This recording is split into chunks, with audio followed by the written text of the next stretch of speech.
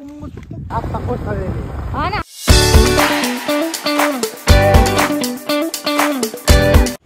नमस्कार, आम्ही mister and Mrs Dhanawade स्वागत करतो तुमचं आपल्या यूट्यूब चॅनलमध्ये. हा आपल्या चॅनलवरचा पहिलाच व्लॉग आहे, त्यामुळे आपल्या चॅनलला सबस्क्राईब करा आणि व्हिडिओ आवडल्यास व्हिडिओला लाईक आणि जास्तीत जास्त शेअर करा.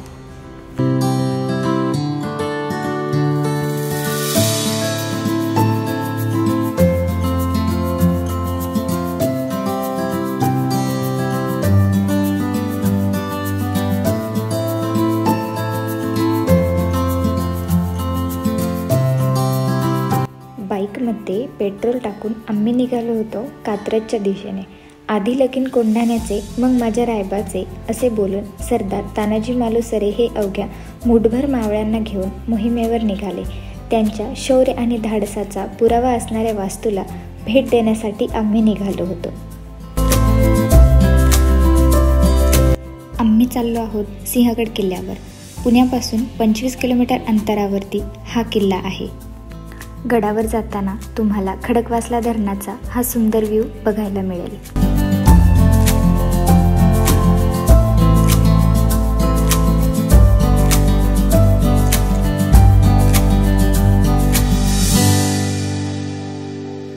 अवघ्या 2 तास राईड करून फायनली आम्ही गडाच्या पायथ्याशी पोहोचलो.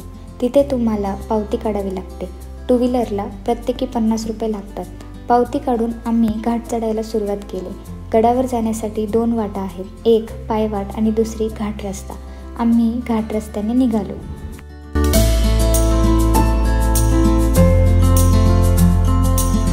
थोडे पुढे गेल्यावर रस्त्याने ही भली मोठी दरड कोसळली होती, त्यामुळे घाट रस्त्याने जाताना सर्वांनी योग्य ती काळजी घ्या. गडावर पार्किंगसाठी मोठी व्यवस्था केली आहे. बाईक पार्क करून आम्ही गडावरून हा मस्त व्ह्यू बघितला.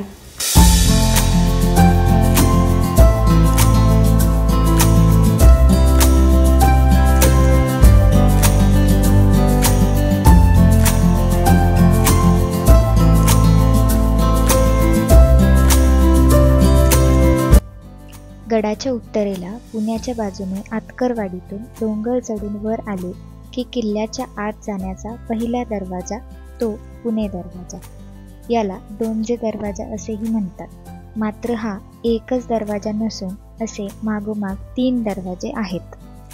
थोडे पुढे गेल्यावर लगेचच आपल्याला हा दुसरा पुणे दरवाजा बघायला मिळतो.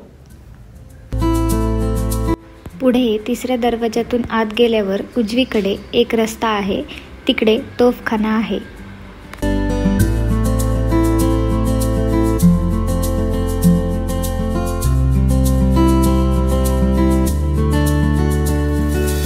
हा आहे सिंहगडावरील तोफखाना.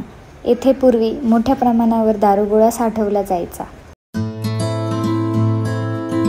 तोफखान्यातून बाहेर आल्यावर आम्हाला सुंदर असं मुंगूस आणि त्याची 2 छोटी पिल्ले दिसली.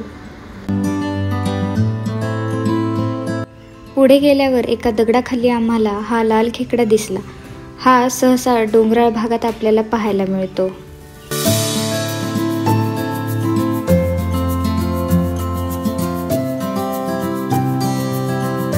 येथे आहे घोड्याची पागा. वास्तवात ही घोड्याची पागा नसून सातवाहन काळातील एक लेणी आहे. 4ही बाजूंनी खांब, मध्ये बसण्यासाठी ओटे अशी याची रचना आहे.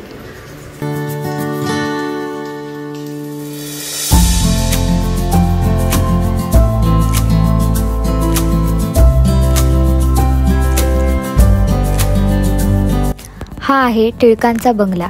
सन 1879 मध्ये बाळ गंगाधर टिळकांनी या किल्ल्यावर हा बंगला घेतला. टिळक बंगल्याच्या उत्तरेकडे गडाच्या मध्यभागी आपल्याला राजाराम महाराजांची समाधी दिसते.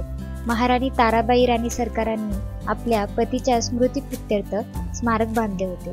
समाधीचा परिसर शांत, स्वच्छ व मोकळा आहे. त्याच्या शेजारी पाण्याचे मोठे टाके आहे.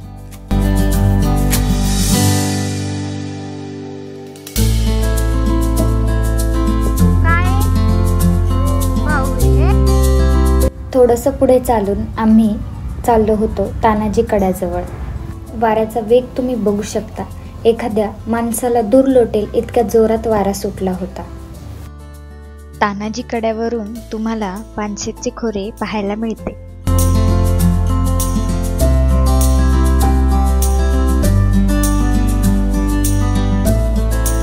घनदाट जंगल, खोल दरी आणि अंधाऱ्या रात्री सरदार व मावळे उभा कडा चढून कसे वर आले असतील याचाच विचार आम्ही करत होतो. कड्याच्या बाजूने थोडे पुढे आल्यावर आपल्याला देवटाके दिसते. आजही गडावरील लोक या पाण्याचा पिण्यासाठी वापर करतात. पुढे आल्यावर आपल्याला गडावरील तिसरा दरवाजा कल्याण दरवाजा पाहायला मिळतो. ही वाट खाली कल्याण या गावात उतरते.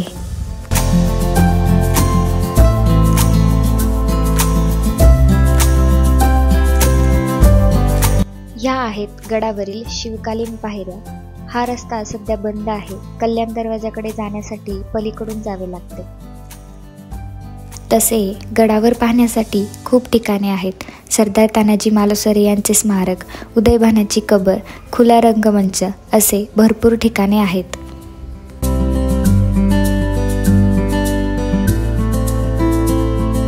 गड बंद होण्याची वेळ झाल्यामुळे आम्ही लवकरच खाली उतरण्यास निघालो.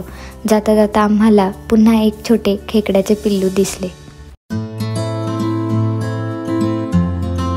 तर अशा या स्वराज्यातील महत्त्वाच्या किल्ल्यापैकी एक असणाऱ्या सिंहगडाला प्रत्येकाने भेट देऊन त्याचा अनमोल इतिहास जाणून घ्यायला हवा. तर असा आमचा पहिला व्लॉग तुम्हाला कसा वाटला आम्हाला कमेंट करून नक्की सांगा आणि आपल्या चॅनलला सबस्क्राईब करा, म्हणजे पुढील व्हिडिओचे नोटिफिकेशन तुम्हाला लवकरच मिळेल. चला भेटूया पुढच्या व्लॉगमध्ये. तोपर्यंत बाय.